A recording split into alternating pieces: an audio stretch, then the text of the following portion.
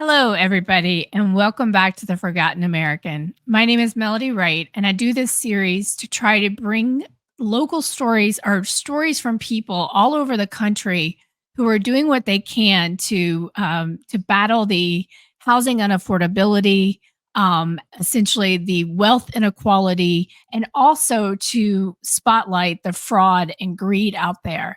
And so today I have with me Dan Barrett. He's a Syracuse resident, and he's going to tell us a little bit about his time in the previous crisis and how he really learned that you have to watch these macroeconomic cycles, and then what he's doing today and his local activism. So, without further ado, Dan, I'm just going to turn it over to you to get started. Just tell us a little bit about who you are.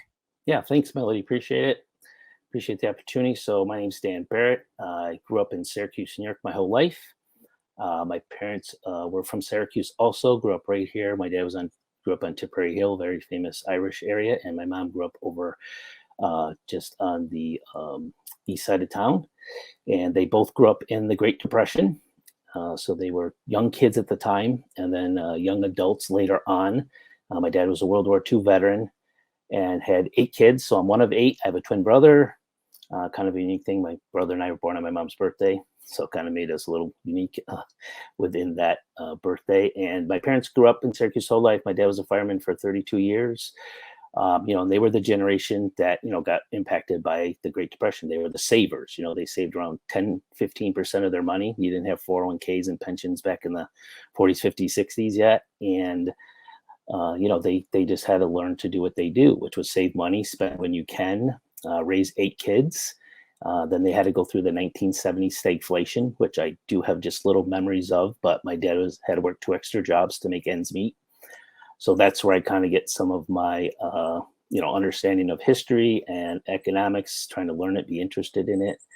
And, they raised 8 kids pretty successfully, but they were on a tight budget, right? They didn't overspend, and they didn't, do things they didn't need at the time. My parents, I believe the last full house they put us in, which was a much bigger house, so it was 1,700 square feet. Our house before was 1,000 square feet, 10 of us living in there.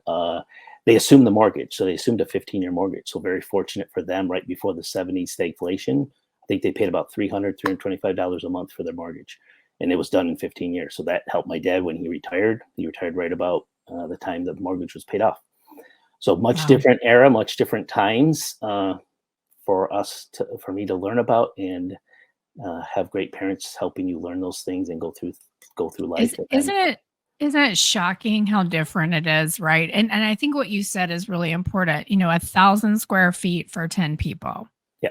And so listen, I would love for everybody to have the home of their dreams. Right. But I do also think we have to be a little bit more realistic about not all of us need these McMansions, right? And they're just massive. And a lot of times they're an albatross around your neck because there's just so much you have to take care of.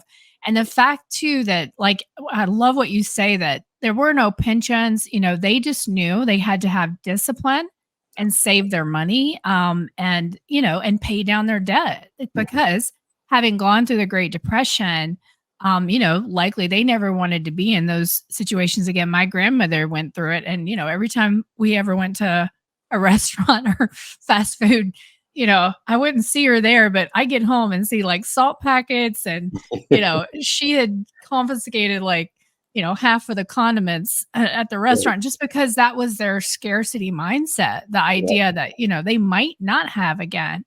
And, we, I think, currently live in an abundance mindset. And really, it's overabundance, right? Because it's just things we don't need. We don't need to drink Starbucks every day and put sugary drinks in our body. Like, we don't need that. Yeah. So, I think that's excellent that you learn those lessons. Well, take us to, you went through the GFC. You weren't in mortgage like me, but you were in another huge industry, healthcare. So tell us a little bit about what your experience was like back then. Yeah, sure. Yeah. So back in the early 2000s, I have background in exercise science. That's what I did first. I was a strength and conditioning coach. Health and fitness was my passion. And I loved it and really found it very rewarding. working with people, helping them. And then I got into pharmaceutical sales around 2004 because it's science. I love science. I'm kind of a nerd with science that way too. But I got into that and I loved it. I love the challenge. I love the challenge of it being in pure sales. And within a year and a half, I got laid off, and then I got into another pharmaceutical job. I worked for Roche Pharmaceuticals. At the time, they were the 5th largest pharmaceutical company in the world. Great company, family owned. I only can say good things. They're very ethical. You always felt welcome there. It felt like a small company, even though it was a huge company. And in 2006, I was hired. And that was just the beginning, what I knew. Going back just a couple of years, I started hearing about Peter Schiff in 2004 talking about a housing bubble. And the only reason I was so interested was, well, my parents went through Great Depression. So anytime I hear somebody talk about something that could be happening out there, my dad always said, my dad was a great storyteller. He said, always be a learner. Never think you know everything and you've known everything, no matter what education you have, just learn from everybody. I love So I that, said, Dan. Yeah, I love that. That's yeah. my lifelong learning is my, Right. one of my core values. Yep. Keep going. And so when I heard Peter Schiff talk about a housing bubble, I started listening to him. I saw him on an interview in 2004, and I said, "Who is this guy? I don't know him." I watch a little news for, started getting interested in stocks in the late 90s, early 2000s, just for learning something on the side. And I said, I got to hear what this guy has to say. And I watched him every day, every week when he was on. He said, there's a housing bubble and we're overdoing things. And he talked about the Fed.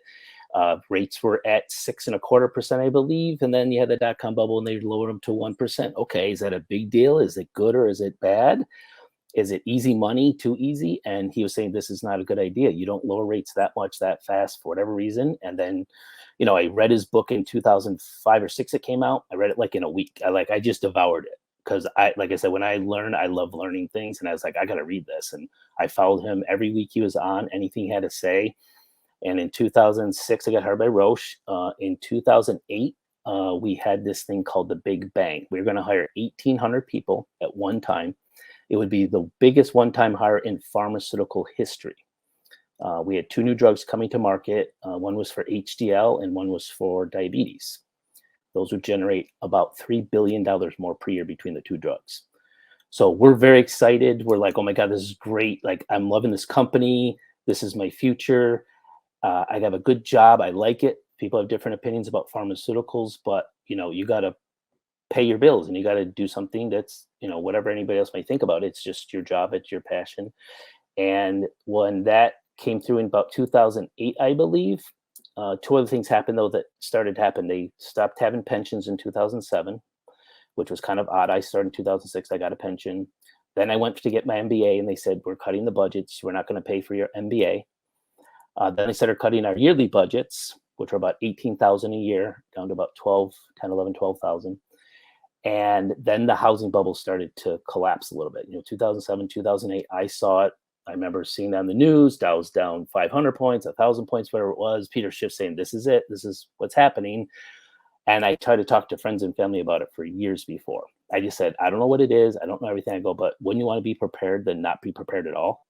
Like just to know it, to understand what's happening, because it might affect you. I didn't know how much it would affect me. So I was a part of a 700 Salesforce team. And in 2011, we got a phone call, 70% layoff of the 700. I survived. So there's 200 of us left. The Big Bang Theory for hiring 18 reps went away around 2010. So that wasn't going to go through.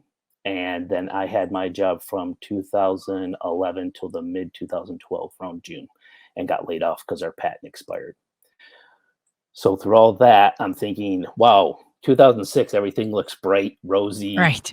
Everything's ready. Your company's even going to do better things for you in a good way. I can get my MBA. You're on the right path. You're on the right I'm doing track. a good job. Yep, I'm doing my job well. A good salary. Yep, making good salary. My manager, I love I had 2 great managers at Roche. I have to say that because they say in pharmaceuticals and sometimes sales, your manager can sometimes make you or break you. Right.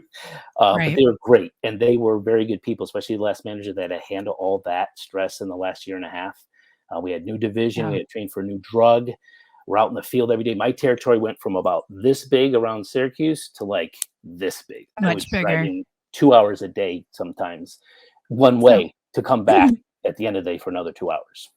I think what's important about what you're just saying, right, is This is how we all feel in life, especially in our younger professional lives. When we get that first job, that first legit job, not like part time, not whatever. You get your insurance, you get a 401k, Yep. you got a pension, and and everybody's like, development, learning and development. We're going to develop you. You're going to go places in this company. Life's going to be great. Yes. And it feels great. And you get that paycheck and you start participating in the kind of the adult economy. Yes.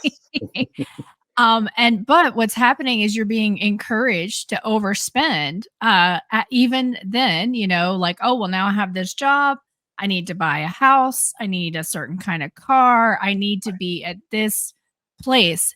But in the background, all these macroeconomic things are happening that have other plans for you. And even you were looking at the housing bubble and like, hey, this is a bubble in housing, but you didn't know Nope. that it could actually impact your pharmaceutical job. Like, because to you, that why would that make sense? And I think, and I think that's where a lot of people misunderstand the GFC. They misunderstand, yes, there was definitely a housing bubble, but it all came down to collateral shortages in the system, Right. and that everybody was unable to access the liquidity that they needed, and so people just started blowing up, budgets get cut, layoffs happen, and here you are one day feeling on top of the world, and then the next day you realize the social contract has been broken.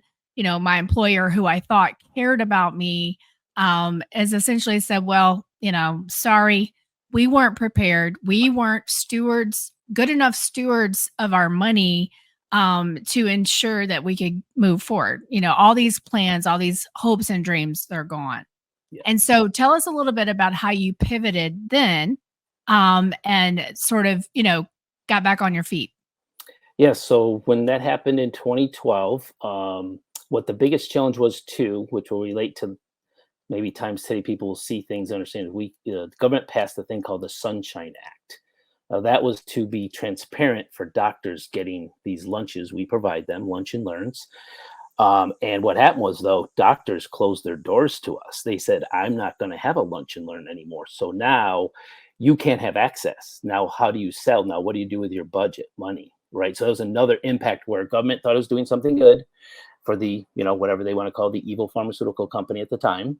And that devastated. It was about 50% layoff for our whole industry. I had 4 jobs between 2012 and about 2017, 2018. So counting that as the first layoff, because I survived the first cut of us, but you're going to get cut eventually. We thought there could be hope. There was hope that our patent would go longer. They might pick up another drug, and they definitely would promote us. Roche is very good at that. But now you're like, I'm looking at my resume, and I got to update it, and I get a job in 2013 that was supposed to be a 3-year contract. I came in about a year and a half of the contract left for the job, because my experience, like, oh my God, well, are you in a contract? Contract jobs are very good too, and they get a lot of them. And instead of it being a 3-year and me having a year and a half left, I only stayed hired for a year. So there's another like, oh my God, this would have been good, because once you get one contract, and it was with Pfizer, so a big company, it's like you could get a real job again with that company after the contract ends. There's a lot of potential for that in contract jobs. So then I get laid off then I get another job that's supposed to be a 3-year contract. I come in a year and a half. This job ends up lasting not as long, only a year. So within the first 2 jobs that I could have got in earlier, maybe each one would have been 3 years, or at least 3 years one, and the other maybe just a little bit less. I get 2 jobs, but only last a year each. Right. Now I'm struggling. Now I'm like, now you're in that, like, you're not just, kind of You can't get your feet under you yeah, and you because just you're got your head constantly in here, and that. you're like, yeah, your head's here with the water, but it's starting to get higher, and you're like, okay, because now, good thing with Pharma, they do provide cars. So in 2012, I had to go buy my own car. I had Pharma car, which is what they do, because you got to be on the road. They provide it, but I get a car for myself. So there's another expense that isn't normal for me in that field. Whether just a lot of companies do that in different fields. But now I've got my own car. Now I got to use my own car. Now I'm putting on a lot more miles because I have a big Right. territory to cover. I'm driving, Right. people drive 10, 20 miles to work. Well, I'm driving 70, 100 miles a day for work. Right. And so I get another job, and then that one's the same thing. Not gonna last. So there's no stability. Right, right. Essentially, you can't get your feet under you. You can't save. You can't move forward because the industry itself Yes. I think what we're seeing so much of is these companies, instead of investing in research and development, instead of investing in their employees, they basically just do share buybacks to keep, everyone and, to make sure their executives get compensated, but they Right. don't care about their employees. And so essentially, you kept trying to make it work in this industry. Government came in, like you said, I'm sure they had all the right intentions, but those unintended consequences essentially cost. I mean, what it seems like is it puts your entire industry in turmoil. And Yes. like you say, and you've said this already with pharmacy, yeah, there were, I'm sure, abuses. I mean, there were things happening where people were paying doctors and giving them ridiculous things. However, when government intervened, instead of letting, kind of the natural market forces prevail, it just completely disrupted your industry that instead of, really kind of rethinking, they just kept chasing, I think, chasing money and probably chasing more government contracts. Yeah. But Yes. right, That's the thing too. So you could see it in it was, and I saw this because I knew it. Now LinkedIn came out in 2012. I was getting phone calls every week like crazy on LinkedIn, but they're also just a little bit above my experience for some that call them rare disease, orphan status drugs. Like these are very high paying, but they're small sales force. So now you're seeing they're not doing the 5, 6, 700 sales force, right? I have a stack still from the early to mid 2000 when I was applying to my first pharmacist job. I could see 20 applications a week I could apply to. Now you're seeing 5, 6, 7 in my specific area, maybe, and some are above your experience, although you could do a good interview and get in. But also, like you said, is the economy really that strong? And is there right, other ripple effects for what is happening for the farmer to say, like you said, not much R&D, we're going to do share buybacks. We need to right. keep our stock up, and that's still part of it. It is they are a stock. They do have stockholders. They are responsible to them.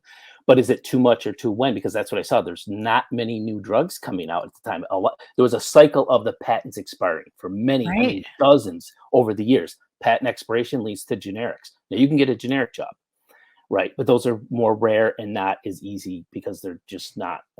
They're not going to hire Did 700 you people for generics. Did you see that DNN segment I did on amoxicillin, this plant here in Bristol, Tennessee, that is probably going to, I mean, I hope not, but probably going to close. And they're one of the biggest providers of amoxicillin, which is a shortage in the No, I don't think I US. caught that part, but I think I caught part of that one where you're talking about being dependent on where's our supply chain really come from. And I know this, most pharmaceuticals, especially then, were made in China, especially Yeah. the Well, generics. and that's a big part of it. And so I have this theory that we're in a medical dark ages because, people have just chased the drugs that they can get the most money from and sometimes chase the drugs that they can get people addicted to. And then we haven't done a lot of pure research on so many things, in my opinion. And so it's kind of crazy. And you can see, and I also love what you're saying, I think most of my audience knows that I think we've been in a silent depression since 2007. That's a term Emil Kalinowski coined. Um, that because we broke all the trend lines and we have all these missing people from the workforce. And your story to me illustrates how nothing really went back to normal. The last time you probably felt, I mean, we'll get to the later part, but 2006 was the last time that you could feel kind of good about things. Yeah, And and it was then always good as news. Like, it was right, always good news. Like, "Hey, you can get your MBA, you have your pension. right, We're right, gonna, hire 1,800 more people." right, That's getting right. because a typical drug goes about 6, 8 years before it can even go off even be legally off patent. So if Wow. imagine that then you got 6, 8 years Yeah, guaranteed for you do your right, job well, just like it's sales, you right, gotta do well, but I'm like and I love the company, like I said, that was the best thing. They're a family-owned company, and you felt it even though it's the 5th largest pharmaceutical company. I know pharma, there's other pharma companies I probably would never fit in and wanna work for, but that's just part of your career where you choose to go or when you go, right? So it's not like I got 12 people begging me and call me on the phone. It doesn't work that way in most typical jobs. You know what I mean? There might be a right, couple, but you right. go And look then for it. it's just, fast forward and it's just turnover, turnover, turnover, turnover. And so, bring us to okay, so you get through all of this, you get to 2020, you have some hope again. Yeah, Tell so us the story. Yeah, so my resume is very good for that. And also sometimes in pharma, it depends which company, they do want you to have some background. They don't want you to have all pharma. It can be bad to be, oh my God, I've been in pharma for 20 years. Not that that means, but you're so fixated. Maybe you don't learn, you're not thinking outside the box. I was fortunate enough, when Roche, I came up with some ideas that actually implemented in our division, in our region for what was happening. That was another thing. Drugs were changing. We have big competitors come against us. What are we going to do? They're like, please give us some ideas. So some of the ideas were used in our division region. That makes you valuable to your company. And that's what I think about people thinking. It's like, you got to be valuable, not just not get laid up, but there's things changing. It's like a sports team, right? The competition on defense doing something to your offense. You can't sit there and just take it all the time. So in 2020, with my resume, and I've been doing this for about 4 or 5 years. I was like, I want to get into veterinary sales or something different. Veterinary sales to me was either medical, it could be that, but it was also on the nutrition side. I'm big into nutrition. That's my background. I love nutrition. I talk about it all the time to everybody around me. People are like, what are you going to talk about today, Dan? What nutrition tip are you going to give us? And I want to do that with pets because I had a Swiss Mountain Dog at the time, a greater Swiss Mountain Dog. About 130 pounds. They're great dogs, but their nutrition for longevity is very important because they're trying to increase the quality of the breed so the breed will get better. They shrunk for a while. And I had to learn that too. So I learned a lot of nutrition from my own vet. And she worked at Cornell University at the time when I got the dog as a puppy. And I was like, oh my God, I'd love to get into veterinary sales. So my resume is really good for that because I had pharmaceutical sales, which usually it's a very easy crossover because it's not as much pressure. It's really about the nutrition. This is food, not the drug for this one. And I get into an interview. I think I'm like, oh my God, these 2 interviews with 2 managers. I'm like, these guys really, I think they really like me. And that was February of 2020, right? February 2020, yes. So right. I'm like, oh my God, I got this interview. It's going to be fantastic. I do well on the phone screen, then with them, and then I wait 2 weeks. I'm like, I didn't hear anything. And they always say 2 weeks could be the limit. I'm like, oh, I'll give it a little more time. And then 3 weeks go by. I'm like, I got to call HR and find out what happened. So I call them. It was in like 6, 7 o'clock or like 4 o'clock in the afternoon. I said, can you just tell me what's going on with the interview? Did I do okay? Was anything a change? She goes, oh, I'm so sorry. She goes, we didn't tell you yet. She goes, we are not backfilling the territory. So it was a backfill of a territory that somebody's leaving. And it's the highest performing territory in the Northeast, which is why also, I was like, okay, cool. And she's like, your managers just didn't get the memo yet.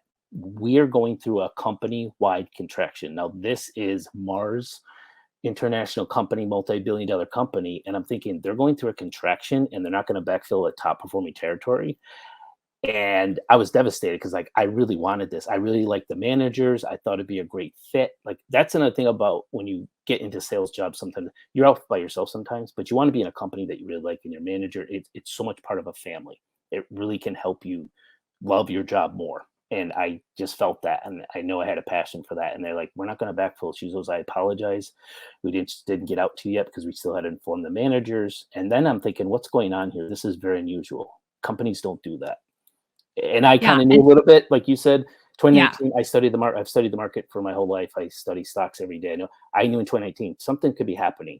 This could be and I think most people now realize we were on the verge of a recession in 2019. And had it not been for all the stimulus and, changes in monetary policy, we would have experienced kind of a recession back then due to COVID. Yeah. And so, I think what I hear over the arc of your entire career is just that, there was so much promise in the beginning, but then as, post the GFC, the industry seems to be in a lot of turmoil and there just wasn't a lot of, stability that you could find. And I think, you've now realized it's important to study these macroeconomic issues and how they might impact you. And I think this is why it's probably made you a little suspicious about what we're going to talk about next, which is this Micron chip factory right. that is being planned in Syracuse. Right. And so tell us a little bit about how you first heard about it, what the promises are, and we'll talk a little bit about how we always hear a bunch of these promises, but just how you heard about it, what the promises are, and then how you got involved. Right. Yeah. So when the pandemic hit, right, everything was devastated. Small businesses, people, individuals, and we got a lot of stimmy money, right? Stimmy checks, federal government, Federal Reserve. I think it's somewhere between 8 and 12 trillion. And I knew that I was like, okay, this can't be real. And I saw the stocks go through the roof. I watched stocks and I was like, this isn't real. This is going to happen. But then I hear right after, I think it was in 2021, maybe 22 officially, the federal government comes out with the CHIPS Act and says we're going to spend $52 billion to bring chip jobs and get the companies to build and get the employees here because they've been exported for a long time. We've seen this through the whole country. That's gone on for more than 20 years, right? Outsource, cheaper, better, whatever it is for them. Let's bring everything back here. And I'm like, well, the first thing is, can you do it all at once? And can you do it that fast? Because that's government snapping their finger, where the industry might say, we can do it, but it's going to take a lot longer. We're going to do it at our pace, at our way. And when they found out it was between us and Texas, so New York State and Texas were the last two to find out who Micron would pick, or whoever would pick who, we found out that Syracuse, New York, would get the job of building the chip factory in Cicero, New York. It was big news. It was all over the place. They started having meetings. And the first thing I did, and I got this from my parents too, especially my dad, always be involved in the politics of things, just to understand. Didn't tell you how to vote, but just learn things, read the bills, read things. How does that impact you? How does it impact other people too? Don't just look out for yourself. Like, oh, if that's my industry, I'm going to benefit. I don't care about any other industry. My dad said, look out for other people. Just, see if it's good for everybody. And I went to all the meetings. I started asking questions about, well, 52 billion, where's this money going? It's 9,000 jobs over 20 years. Now they gave them a 49-year tax break. They don't have to pay any taxes for 49. Now Amazon, let's stop. Let's just stop and repeat that. Let's just repeat that.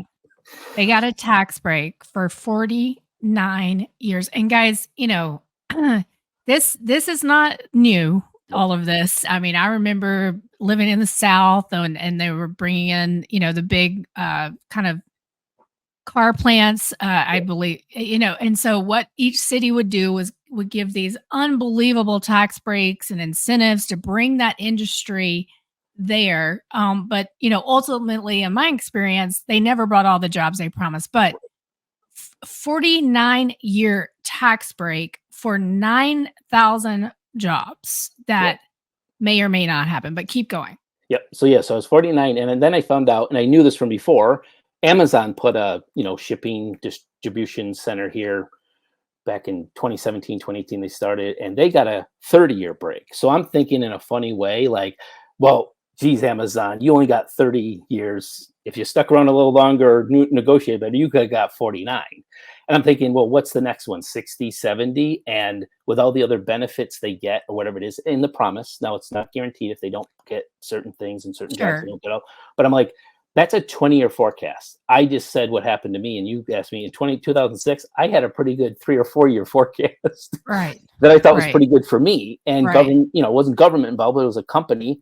And in the housing bubble was promised that there wasn't a bubble. Even the Federal Reserve said there is no housing bubble. We don't have subprime loan problems. And that was not true. So now I'm thinking, is this going to happen? And what happens to the other businesses that are still struggling or don't make and Dan, I want to ask a question. You had a small business, right? That you started in 2015. Did you get a tax break? Nope. Okay. None. And so I just...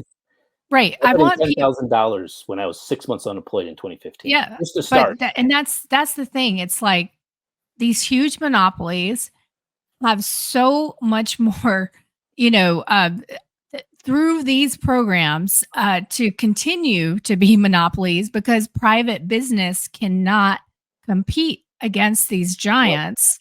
And so you who, grew up, did everything, you want to work a good job. You're a hard worker. You're a hustler. Obviously, I can tell that about you. You have a lot of interests. You're always working hard. You want to do all the right things. You are the forgotten American. You're paying your taxes. You want to work hard and you want to have the American dream. And even you tried to be a small business owner, but all of the cards are stacked against the forgotten American and stacked for the companies like Amazon. But okay, so let's go back 49 years, Micron. What else do you start hearing at these meetings? So what the biggest thing is, we got to reconstruct all the roads, which will need to be done anyways, right? They need to build the housing. Now, the biggest thing with the housing is in our county is they said, this is years ago, they said, well, we're not going to let certain developments happen. This was before Micron. They were telling we're not going to, they call it sprawl. So I don't know if you hear about that, like, oh, anti-sprawl. I'm like, okay, I want it to be done right. But as an American, I'm like, government doesn't tell me if I can quote sprawl or not. You know what I mean? Like, whatever it is you want to do, it's, do it the right way. I do believe that. I'm definitely believe in the environment in a basic way. Take care of it. It's there. Don't destroy it. But they were basically telling, after Micron got here, our county executive said, you're not going to be able to have a green lawn for a while. You're going to have to live in an apartment. So for all these jobs that are even associated with this project being done, he's basically saying, you can't have a house and a lawn. We don't have the room. And I'm like, we really do. But he's trying to tell us you can't do that. So all these, so what they're giving to Micron, and I say this nice way, when I went to some of the meetings, I was like, you're treating Micron like you're the new best friend at the lunch table in high school because they're pretty looking, handsome. They got a new car, and it's your old friends you've been at lunch table with for years, and you're kind of ignoring them, like you've seen movies like this. And I feel the only reason I've stayed in Syracuse, 90% reason, because of my family, my siblings, great family, everything. Like, I could have moved probably other times and wanted to, but my family was here. So now you're bringing in a company, a corporation that you're saying, we're going to treat them better than you, and we're going to give them special things. And if you want a lawn and a house, you're not going to probably be allowed to have that. So some of the restrictions that are coming with this, and Micron getting first dibs on whatever they want or ask for, is kind of Can you explain that a little more? I mean, how can they dictate that? Like, well, because they want to say it costs too much for the government, like for sewers, piping, all this stuff. You can't sprawl. You can't be a developer and come and develop housing. Before this even happened, this was happening 10 years ago. There's no sprawl.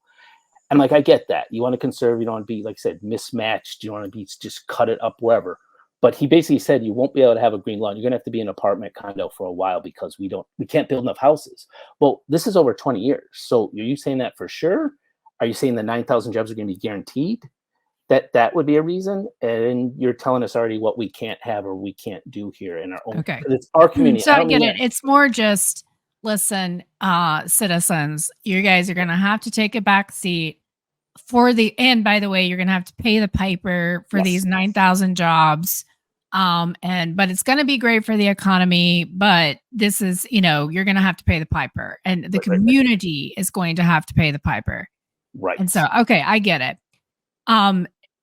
So, as this sort of, what were some of the most concerning things that you heard at these meetings? And by the way, I just want to stop and say, this is exactly what I talk about all the time, how important it is to get involved locally. Yes. And the fact, I love the fact that you said, your dad said he didn't care about, which way you voted. What he cared about is that you were informed, that you knew how to read a bill. Yes. A law, guys. Yes. The bills that go to Capitol Hill, it's like, and so there are so few people that do anything like that now. I just want to emphasize that how important it really is to have your voice be heard, because these meetings do happen. Unfortunately, the press doesn't cover them a lot of times anymore because they've been basically, they've laid off everybody as well. And they don't have the resources, but being there and being vocal matters. But tell us a little bit about some of the most concerning things that you probably heard at some of these meetings. Besides that, people asked about the pay. And one person I remember got up and asked, you said you're advertising 108,000 average pay for all the jobs combined at Micron. These aren't not your trucking jobs, whoever's bringing in the cement or whatever it is. These are Micron jobs. And the woman said, can you break those down for me? Like, tell me how many, what levels, what's their title? Because everybody's talking about STEM. And okay, great, it's science. But everybody talked about pharmaceutical one day too, and it didn't turn out too well. So it's like, it doesn't matter because it's called STEM that it means something. It's like, what are those? How many of those jobs are really available to people that can get into those jobs, right? Like, I could do maybe my background science, pharmaceuticals. I don't know if I could get into the exact STEM of a Micron job, but she asked that question, and there's the county executive on one side sitting at a table, and then there's the people from Micron, and there's a representative from Micron with about 3 or 4 other people. She's the spokesperson. She basically said, I can't answer that question right now. And they've never answered it since. And in reference to her, I actually spoke to her after the question. After the meeting, I said, that's an excellent question, because I'm thinking also in my mind now, and we've had inflation since 2020. I think everybody knows it, feels it, 40-year high. Like, now we go back in the time machine to the 1970s, kind of feel what my parents went through. And I'm like, that 108 might be 95, might be Right. 92,000 with inflation if you're going to buy a house. So is it Right. What really does that even 108? mean? Right, 108 won't even pay for a house in most of the rest of the right, country. right. So So, it's your purchasing power, and that's what I was right. trying to get on too. So there's a thing where somebody asks a good question, and they won't answer it, and they still haven't answered it. Mhm. And my question I asked was, what happens when the Micron stock prices crashes 90%, which it did during the dot-com bubble and the housing bubble? It crashed 90%. I go, could there be a takeover? And then those people don't have to fulfill this, and they'll just go somewhere else anytime they want because there's no legal binding thing for them to stay here. I And love they it. would not answer the question. The county executive said, I'm not going to discuss the stock market. I'm like, well, that's pretty funny because we just had a housing bubble. I think, I had Right. some layoffs, some other people had some layoffs, some other things happen. I'm like, how do you not talk about the stock market based on the economy? I'm not talking about numbers on a chart or anything like that. I'm just talking about this is our economy. And you're Right. focusing over here on this, I call it a little like pet project. I'm like, but here's the 40-year high inflation. Here's all these small businesses closed. Here's the damage to people. And then I found out the CHIPS Act itself, and I found this out through a place called Hedgeye, if you've ever seen them. Oh, They're yeah. very good at Mhm. macro. Keith I call them McCullough. KISS. Yeah. Yep, Keith Mhm. McCullough, great guy. Dad's a fireman, mom's a teacher. He brags about his lowest SAT score going to Yale, I think, whatever. But very relatable person. Like you and I would Right. be like, we're trying to help people, and that's what he's trying to Right. do. I found out from him the CHIPS Act, $52 billion, that is probably your borrowed money that is not paid in cash up front, is adding 0.03% to GDP. Right.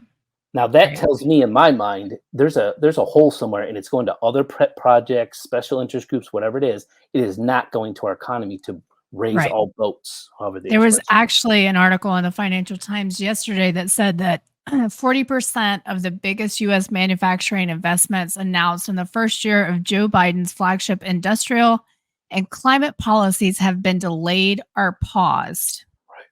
Yeah. And so all this money, the 52 billion, the 40 billion for conversion of commercial real estate, I mean billions here, billions there. Yep. What have we gotten? I mean, have we gotten our Hoover Dam? Right. No. Have we gotten, better infrastructure? Look at Texas and their Right. power grid. I mean, all of this money has been spent but in reality, what I think so much of it is just been about, creating these it's essentially just kicking the can, and I know that's an overused expression, but it's a performance of development that actually very often doesn't happen. When is that Micron plant supposed to open? So they're breaking ground next year on the plant. That's just breaking the ground, starting to dig a hole. I think it's 2027, maybe 26, 27, that they might be open to start producing. I mean, it's 3, 4 years away, I believe, somewhere in that time frame. And have you seen speculation in Syracuse because of this? Can you Huge. talk a little bit about okay, tell us a little Yeah. bit about that. Yeah. So Anything even you wanna during, tell us more about Micron, but we can sure. Yep. anything Yeah. else or Yeah, so even during the pandemic, I saw that starting to happen, and even in my neighborhood and other neighborhoods. I've always been interested in real estate from the stock market too, just like the housing bubble. So I knew things, prices, and I'm like, well, in Syracuse, in the area, we were not in a housing bubble at all. And even our county executive before said that during the housing bubble. They said, we're not in a housing bubble. We don't. And I said, well, that's because you don't have real high paying jobs. And that's not negative. Our average back then was like 48, 52 for the whole county of 400,000, 450,000 people. That was the average pay. Now you're bringing in high paying jobs and high paying jobs related, right? Now, are you going to see houses be way overpriced in value? I've seen them at least 30, 50,000 during the pandemic in my neighborhood, at least. Houses that would be worth 150, 160 selling for 180, 200 easy. And I mean quick like that. Like they sold quick and they also went up quick. People just grabbing whatever they could, just like in parts of the country. And now when you put in this Micron, think of they need housing or just even condos, apartments just for the truck drivers, right? Anybody that's going to do the manufacturing of anything to build the plant, that has to start. Now they got to build the homes for those. Is it going to be 1,000 employees at a time or whatever? But that area is already very dense. It's one of the densest areas in our county for population. If you take it, Cicero Clay is kind of related to each other. So there's another issue. It's already big. I think the school district is like 1,200 kids at the high school, right? Where are you going to put all the kids now for the schools? You're going to have to build another school, right? Build this out, build that out. Which And is the opportunity for more bonds and I yes, mean, just exactly, right, yep, more bonds. more financial activity, but how much actual, Yes. fruits of the labor, I guess Right, I would right, right. ask, but Yeah, and yeah. I think, one of the local real estate people, he's kinda national, sometimes he does national news for himself, to say, "Hey, call this guy, I'm really good at selling your house," and I think they appraised, a house or it was the lot. It was like 100, say it was about 100,000 and it was already going for like 180, $200,000, right? As this news was happening over a few months in late 22 into 2023. So even So some of the not land, not based on anything that was actually happening yet. Ground has not even been broken, but you could, and this has happened everywhere one of these plants has, I mean, it's happened in Phoenix, it's happened in Ohio. What will happen is investors come in, everybody thinks they're the smartest mhm, person in the room and will just buy up whatever they can around these plant areas and then, to theoretically and by doing so, buying it up, this is happening in Raleigh. It's one of the most disturbing things I saw outside of Raleigh in this little town called Ongers, North Carolina. And it's, in Raleigh, they think they're getting the Apple headquarters, but that has been postponed. But honestly, this small little southern town completely ripped up. I mean, so outside of it, just miles and miles and miles of new build communities, but inside the local town, every other house was in a state of fix and flip and no infrastructure, whatever. And so you had these huge construction trucks coming in, just tearing up the roads, I mean, it was so disturbing. yeah, It was what I had seen in Austin, but Austin is a large city. mhm, Onger was this tiny little town outside of Raleigh. And by the way, they were building so much in Raleigh, that there's so much housing there. No matter if 5 Apple plants came, mhm, there would still be too much housing in that larger perimeter. right, And so, as you say, it's the infrastructure, but also what I kind of want people to understand is that with those bonds for building the school, I mean, that's just another opportunity for people to make money, right? It's another opportunity for financialization. And so, in reality, we have no idea if this plant will actually get built there. I mean, 40% of these projects are on hold right now. And your community is going through is essentially just being invaded yep, by speculators. And yes, this has been your home. This is where you grew up. yep, So I think, we're coming to the end here. And I just kind of I want, if you could just, any last thing you really want to talk about, but then also just say, what would you tell a younger version of you? And what do you think is most important for people to be thinking about and focusing on right now? sure. Yeah, so the other thing is I want to highlight too is when you think about this, how it switched from the pandemic lockdowns to we got CHIPS Act, Inflation Reduction Act, and I actually read the CHIPS Act and the Inflation Reduction Act. So during the next meetings, I'll be bringing up some information because I did Excellent. read them and I'm like, whoa, there's some stuff in here I'd like to have some questions answered. But the other thing is happening in New York combined with chips in here. Now we haven't had population growth in Onondaga County since 2004 in a net basis. So think of that, to have nothing since 2004, almost 20 years, and this is going to be kapow, right? Expansion, roads, everything that fast, that much.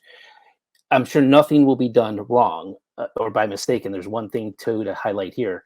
Micron first said they need 24 million gallons of water. That's why they picked Central New York because we have Lake Oh, Ontario, wow. which is where they're going to get their water from. Wow, wow, wow, wow, Now the wow. whole city of Syracuse takes in 24 needs 24 million gallons of water a day. Now, a little error was made. I don't know because I make jokes, so I don't mean this to anybody who is officially in a STEM because that was made up by other people. They made a small error. It's not 24 million gallons of water they need for the plant per day. It's 48 million gallons of water per day. 48 billion or million? Million. So it's Million. double Okay. what they Yeah, said. the double's double. I thought I heard billion. I was Yeah. like, wait, No, what? but But yeah, but double the original estimate. Got it. yes. Now, is that an error? Did they forget that they want to tell you after the deal was done? Like, this is where, and I don't want to be like, I don't trust them, but when you don't get all the information first and people ask questions, they don't get their answers, they're going to start thinking you're hiding information from us, right? Right. Because maybe some of it is someday when it is. Now, that's that. Now, the electric, right? How much electricity? And then everybody knows, I don't know this all, but I know a little bit about AI and other things, how much electricity it takes, right? Right. So if Right. AI is the big bang, now what does that do for the electrical grid for the country and somebody like Micron needing to all this electricity? And then Right. the other thing related to that is with the pandemic, tourism took off in New York State. I remember going to the Adirondacks in August of 2020, and I was in Tupper Lake. Tupper Lake is a nice, sleepy town. It's beautiful. Been there before. I say this in a funny way. It was like Kenny Chesney was coming there. Kenny Chesney was coming there for a concert. That's how packed it was because people wanted to get out of town. So New York City, I think, saw this, and now they're trying to capitalize on this. They're trying to support hotels, tourism, all in the Adirondacks, and they're spending tens of millions and hundreds of millions of dollars to help fund these hotel projects in the Adirondacks. And then again, this is like housing. Are they artificially inflating something, right, to help it along to say we're trying to do good? And I know a lot of the news articles say they're actually less occupancy. There's too many rooms, so they overbuilt. Right. They And just overbuilt. like, yep, they overbuilt. Now they can't get them. Now there's a place in there. It's a big one. It's called Cambria, and I didn't know this too. They have one in Niagara Falls that New York State gave money. They're New York going. State gave them money. Yep, I just want to stop and just for everybody else kind of so essentially what they're doing through these economic development programs right, is they're giving developers money to, rehab some of these older hotels or develop, because of this big tourist industry, which by the way was during COVID and right. won't be repeated again. But Mhm. somehow we think what's happening now must happen in the future. But Yes, this is what's so critical for everyone to understand is they're giving out these government dollars based on, the promise of jobs. And then I think one of the hotels you were telling me about, those jobs have not materialized. So they only got 1 million of their 2 million ESD is what it's called grant in New York.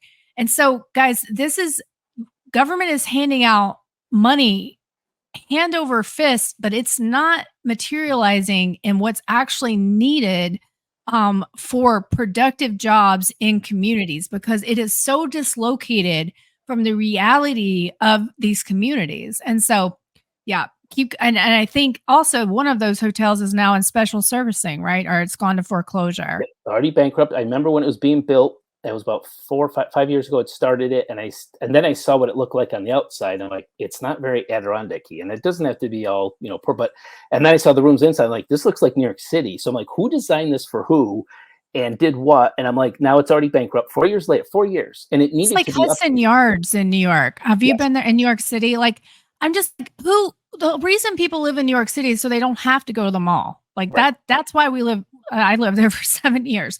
That's why you live in New York City. You don't. And so this giant mall full of shops nobody can afford to buy. And then I found out it was all built with like E1B money, which is that's that money. If it's foreign money, they can essentially buy their citizenship is what it mhm, comes down to.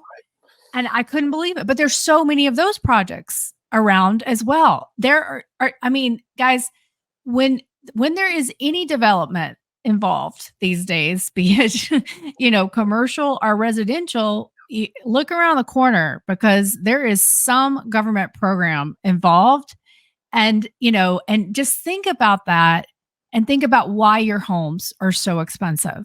right, And right. And then so, the yeah, and go then the ahead. assessment. So the Cambria one, the managers, I found an article that said they're reducing the rooms from 96 to 80. So they're Mhm. trying to get you to come in at cheap price. I'm like, well, that's what happens when you have deflation, right? Or disinflation, a way of like your margins were so high during the pandemic for companies, good or bad. Now people, the average American, do they realize when this happens, you might go and do that. But that means it's really economically weak that you have to start cutting prices. And I know that from hotels. I have Absolutely. a friend who knows that very well. They're already saying they have thousands of rooms that are unoccupied in 2024 already. They're in a 4 month low in 2024. So we know this from the economy. If you pay attention to it and understand it just a little bit, the consumer is what runs the economy now, which my parents weren't a part of. 70% is consumption. So we don't export, we don't do whatever thing you want to talk about macroeconomics, but I call it like we're cannibalizing ourselves. And when government We comes in, are. We're eating ourselves. yep. And when government comes in and hooks us to the ankle, and I mean that almost economically, go buy your house. But now these houses that are overpriced are going to get reassessed at a much higher level very That's right. quickly. and you just paid your 40-year high inflation for whatever you did to try to save or not. I saw a lot of people spend in my neighborhood. I mean, it was like 10 wooden fences went up in backyards at the highest lumber prices in history. I'm like, did you really have to buy a fenced in backyard during the pandemic, or could you have waited, to a better time, right? Whatever. And that's the thing what people don't get. Government thinks they can make the timing work. Private business, real capitalism, people thinking it through, and business people who are really good business people, they think it through for the right timing and the right proportion. It's like a parent, right? Parents for 18, 20 years say, right proportion, right thing, whatever time. Imagine someone coming in and doing that in 3 or 5 years, right? That even the child couldn't handle whatever it is, too easy, too hard, whatever. And I think people don't understand that when it happens, it could really hit your industry. It could hit your job. It could hit your housing in this time specifically. And many places are going to have housing problems with their equity losing or how much they lose when they were going to move, interest rates, whether they get cut a little, which won't change too much, whatever it is. I think it's just important to know that the gift that's coming is not really packaged wrapped. And all right. So I think you said 2 really important things there, Dan. One is, the fact that people they cannot, when they get that money, they're not like your parents anymore. They're not going to go put it in the bank. And in fairness to them, there hasn't been a really good high savings rate until recently, but they're going to go out and spend it, and they're going to spend it, and they're going to pay ridiculous prices because we all were feeling just a little bit rich back then. Right. And I think, there was just this euphoria. Wages were going up. We were all just like, okay, maybe it's 2006 again, maybe, or late 2005, like everything's going to be okay. The economy's really finally turning around, and they went out there and they felt good. And this is what we call the wealth effect. And they just started spending. Right. Yes. And then the second thing you said that is so important that people don't understand is as they were hearing that wealth effect and feeling rich and going out and spending on lumber they couldn't afford, the same time, I don't think anybody thought this through, that their assessments for their properties were going to increase because we may own our property, but the government at any time can put a lien on it if we don't pay our property taxes. And with those higher assessments come higher property taxes. And then suddenly people aren't thinking about that until they get those escrow notices in the mail. And it's a big shock. And so I just think so many people have just not thought through. And a lot of that, in fairness, is that lack of financial education as well as because consumption is such a big part of our, economy. We are constantly being pushed. You can't go into a department store without them, basically dogging you out if you don't use their store credit card. We are always being pushed to take out credit, buy now, pay later, all of these things. But Dan, thank you so much for talking to me today. What I would love and sharing your experience, because I think your arc of your whole history, coming from parents who had this Great Depression experience and could see, like at first you weren't truly aware, but then could ultimately see how your life was following these economic trends. But, if you could tell, if you met you today, a young you today, that 2006 you, what would you say to that person? I think the first thing would be make sure you know your industry more than you think your company wants you to know it. So it's not just keeping your job.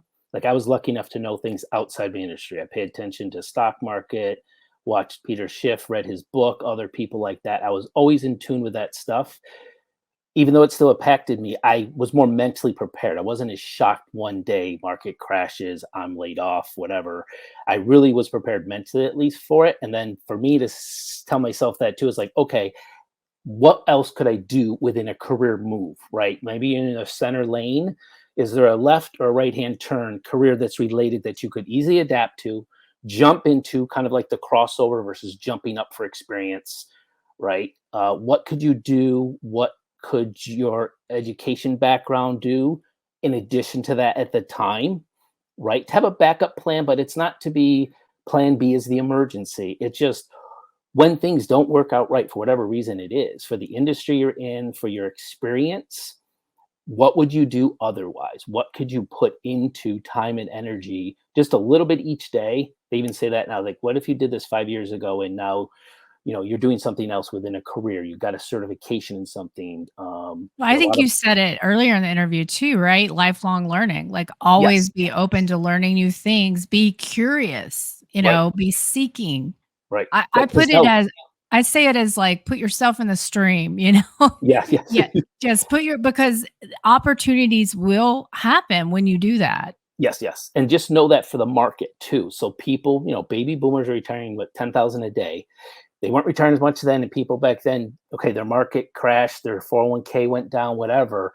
It's come back, and somebody say, "Oh, this is the best ever," and look at the market. I mean, this is not, to me, it's not real again. It's very fake for the market, which is where your retirement money is. And if it was a younger man, I'd be like, think 10 years ahead, even if you're going to return 10 years differently than just I'm putting away so much. I put away 20% a year between my 401k and IRA because of my Mhm. parents. I was like, always put more away. Whatever happens, great. I mean, people today, if it crashes, are they going to have enough for retirement if they're 50, Right, 55 or older? And this is right, like the housing bubble. They'll not only will they be shocked when they open it up, right? right, Because nobody's going to tell them this can happen. That's the other thing. Nobody's going to tell you this. It's not about not saying bad news and being the sky's falling. No one will tell you these things do happen in history. It's not in a book, in a page. You look at the Great right, Depression, there's black and white books, there's somebody in a soup kitchen. That is right. not the real actual life experience. There has to be more to it. Yeah. So, and I think, what's happening now, and one of the reasons it's called a silent depression is because even though we have these soup kitchens, Mhm. we have seen so many like massive increases at food banks and Yes. shelters and homelessness, but it's not being covered in mainstream media. I think when people look back in history, they will realize that this was happening. These Mhm. homeless camps very similar to the Great Depression. Well, Dan, you're always, you're out there on X Twitter. Yeah, I know you follow my stuff, but you have, a really great mind, and that you just are very curious, always trying to learn and learning so much about the economy. Where can people find you? Because I know that you often post really relevant stories. Yeah, on Twitter, X Twitter, I post a lot of macroeconomic stuff from you and other people I know that are very smart, and that's why my dad always said, always pick people's brains. There's always somebody smarter, and you'll get smarter yourself. So on Twitter, it's just Barrett Iron Horse, and I just post things on there from macroeconomics to individual stock things that are happening in the stock market. Why I think there is a bubble and it will crash eventually, and the economics that we've talked about today. So you can always go there and read up on those things. I connect to a lot of other people. I'm not an island. There's so many good people out there that are helping and wanting to educate people. So that's where I mainly post my information. That sounds great, Dan. Well, I thank you so much for joining me today. I really appreciate you spending the time. And I think, to me, your story is such a great illustration of how these macroeconomic headwinds can really blow you off track if you're not prepared for them. But community, everyone, thank you so much for joining today.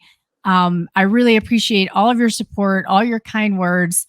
I hope everyone has a great week. Thank you. Bye See you now. next Thank you time. so much. Appreciate it.